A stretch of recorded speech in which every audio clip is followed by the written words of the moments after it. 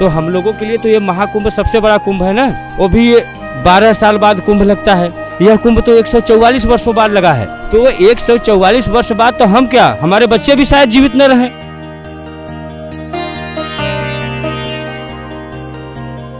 कि प्रत्येक व्यक्ति को कम से कम एक बेटा एक बेटी करते हैं, तो हमारा कहने का मतलब है 2 बेटा 1 बेटी करें और 1 बेटे को सनातन धर्म के लिए, रक्षा के लिए एक दे दे। उसको देने से भी पीढ़ियां, कई पीढ़ियां आपकी जो उद्धार है उनकी उद्धार हो जाएंगी।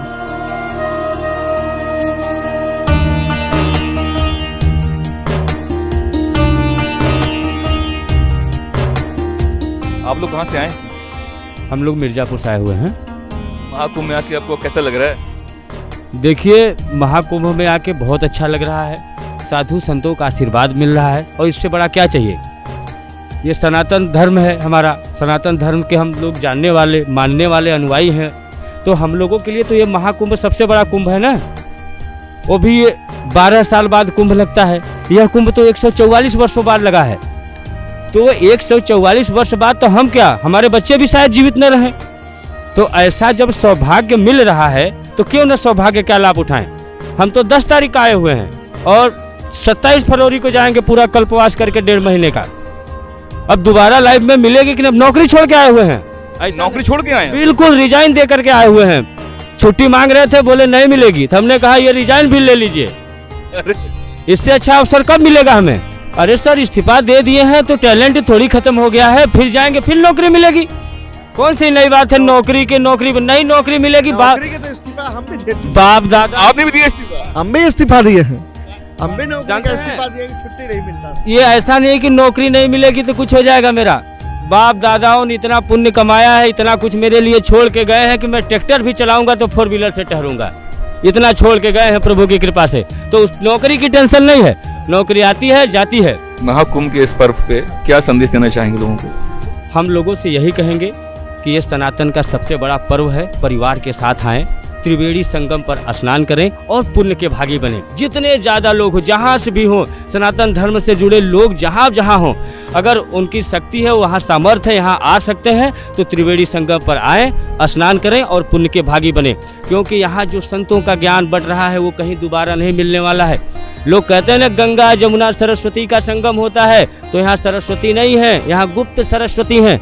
यहाँ सिर्फ माँ गंगा और जमुना का ही मिलन होता है। माँ सरस्वती गुप्त रूप से मिलती हैं। कौन है सरस्वती? ये संत है सरस्वती। संतों का ज्ञान है सरस्वती। जब संतों का ज्ञान मिलता है गंगा जमुना से, तब वो बनता है त्रिवेणी संगम। तो यहाँ सरस्वती माँ नहीं है, ये संतों का ज्ञान ही सरस्वती माँ है। और ये ऐसा नहीं है, जब ये कुंभ खत्म होगा तब ये संगम नहीं रह जाता, फिर ये गंगा जमुना का मिलन ही रह जाता है। जब फिर कुंभ लगेगा तभी संगम बनेगा। और ये संगम बना हुआ है, संयोग है। सभी से अपील है, सभी सनातन धर्म के लोगों से कि आइए माँ गंगा में स्नान करिए और पुण्य के भागी बनिए। कैसा लगा यहाँ पे आके? बहुत समझ लीजिए, कह सकते हैं कि धरती के स्वर्ग कहा जाता है ना, तो वही महसूस हो रहा है। और लग रहा है कि हमारे इर्द गिर्द स्वयं ईश्वर भी हैं, क्योंकि यहाँ की जो सोच है सकारात्मक है। यहाँ आते ही लोग आस्था से डूब जा रहे हैं। मतलब घर में क्या था कुछ नहीं, लोग दुकान दौड़ सब भूल जा रहे हैं। बस लगता है बस सुबह उठो, गंगा मैया का स्नान करो और हरे राम हरे कृष्णा जपते रहो। पहली बात तो 3 बरस में लगता है कुंभ, फिर 6 बरस में लगता है, 6 बरस के बाद 12 बरस में लगता है, फिर उसके बाद 36 बरस में लगता है, उसके बाद 144 बरस में लगता है कुंभ। ये महाकुंभ है। और ये तो 2 पीढ़ी, जब 2 पीढ़ी आएगी तब उनका समय आएगा कि वो पाएंगे। नहीं तो ऐसा कोई वो नहीं है कि मतलब ये कुंभ के नगरी में आप स्नान करने आए, वो भी 144 वर्ष के बाद। ये बहुत बड़ी सौभाग्य है। रहने की कहाँ पे आपकी व्यवस्था है? अब रहने के लिए भाई साहब ऐसा है कि व्यवस्थाएं तो हैं, लेकिन हम इस समय साधु संतों के बीच में हैं, जूना अखाड़ा में। जूना अखाड़ा में है। वहाँ पर अपना सेवा भी कर रहे हैं, श्रम दान भी कर रहे हैं। भाई कुछ दे नहीं रहे हैं, लेकिन श्रम दान दे रहे हैं और कार्य भी कर रहे हैं, देख भी रहे हैं, अपना घूम टहल भी रहे हैं। सब काम धंधा छोड़ करके जैसे लोग रहे मग्न हो जाओ। अपनी संस्कृति को बचाना है तो ये उसको ध्यान देना पड़ेगा, हर एक व्यक्ति को, हर एक घर को। अब तो हम जूना अखाड़ा में हैं, हमारा वहाँ पे तो एक सोच है कि वहाँ पर हमको एक मिला कि प्रत्येक व्यक्ति को कम से कम एक बेटा एक बेटी करते हैं, तो हमारा कहने का मतलब है 2 बेटा 1 बेटी करें और 1 बेटे को जूना अखाड़े में या नागा बाबा में उसमें सनातन धर्म के लिए रक्षा के लिए एक दे दें। उसको देने से भी पीढ़ियां कई पीढ़ियां आपकी जो उद्धार है उनकी उद्धार हो जाएंगी, ये भी मानता है। तो सबसे बड़ी बात ये कि ये न होते, मुगलों को 100 बार हराया, मार के भगाया। शिव मंदिरों को जब तोड़ा जा रहा था तो मुगलों को इन्होंने नागा बाबों ने मिलकर के सब भगाए थे मार के।